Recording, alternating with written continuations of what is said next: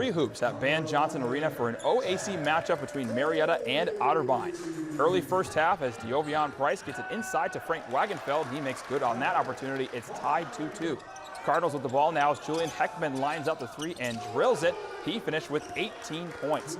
Wagenfeld down in the corner, and he's going to rise up and knock down the jumper. Nice touch from the big man. And here's Darius Carden at the top of the key. He finds a wide open Price who hits the corner three. Pio's down by 1.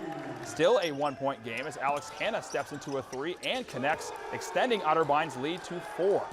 Chase Garrido faces up, and he'll knock down the mid-range jumper here, 2 of his 15 points on the day. Later in the first half, and here's Heckman getting into the paint and hitting the tough fadeaway jump shot.